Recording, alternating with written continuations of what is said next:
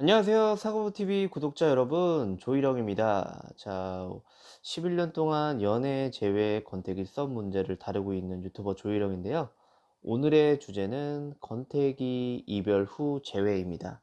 헤어지고 나서 이 문제로 힘들어 하시는 분들에게 조금이나마 도움이 되셨으면 하는 바람으로 이 영상을 한번 만들어 봤어요. 자, 그러면 권태기는 왜 일어나는 걸까요? 예, 권태기 이유. 권태기는 말 그대로 상대방에 대한 어떤 매력을 더 이상 느끼지 못하는 상황인 거죠. 왜냐면 처음에 어쨌든 호감이 있어서 이 연애를 시작했을 텐데, 연애를 한 달을 했든 1년을 했든 2년을 했든 시간이 흐를수록 그 사람에 대한 장점보다는 단점이 더 부각된다는 거거든요. 그러면 그 사람이 나에 대한 단점을 더 부각시킬 때까지 내가 초심을 잃었던 거고, 내 자기관리의 부재 때문에 권태기가 일어난 거죠.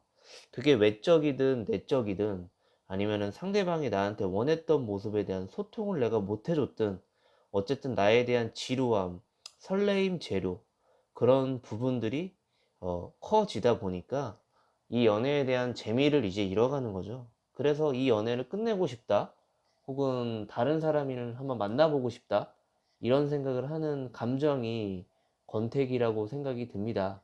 자, 그러면 권태기 이별은 도대체 왜 오고 어떤 심리일까요? 일단은 지루함과 어떤 이 사람에 대한 어떤 불확실성, 그리고 설레임 재료, 그리고 마음에 대한 불편함, 이런 것들이 권태기 이별의 심리인 것 같아요. 그래서 많은 생각을 하고 보통은 헤어지게 되는 것 같아요. 그래서 보통은 서로 극단적인 어떤 상황이 펼쳐져서 서로 다투고 헤어지는 경우가 아닌 이상, 반복된 케이스가 아닌 이상, 이제 극단적인 케이스가 아닌 이상, 이제 이 권태기의 상황에서 헤어지고 났을 때는 후폭풍이 빨리 오지 않는 것 같아요. 그래서 사실 그 골든타임 존에 진심을 전하거나 이 권태기 부분에 대해서 아무리 설명을 해도 상대방은 그 말들이 와닿지 않는 상황이신 것 같습니다. 그래서 권태기 이별은 극단적인 어떤 상황으로 헤어진 경우보다 더 재회 가능성이 낮다고 볼 수 있겠죠.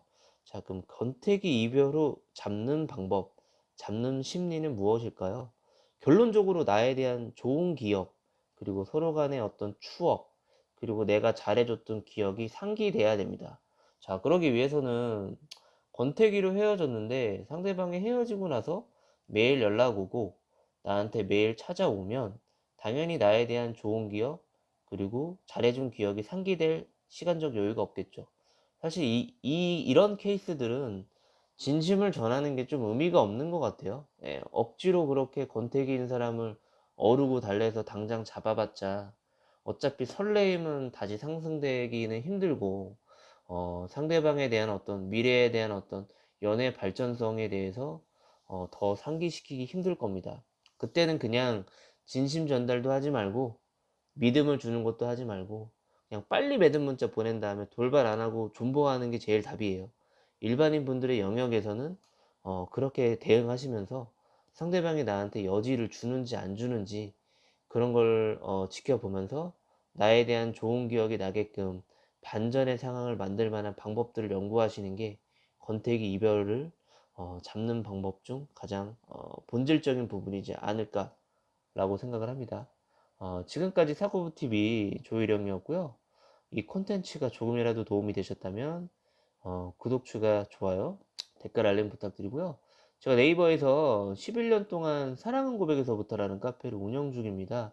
회원 가입하시면 지난 5만 명 회원분들의 25만 개 성공 사례 상담 후기가 정독이 가능하시고요. 예, 권태기로 이렇게 힘든 분들과 같이 소통도 가능하시니까 한번 필요하시면 방문하셨으면 좋겠고요.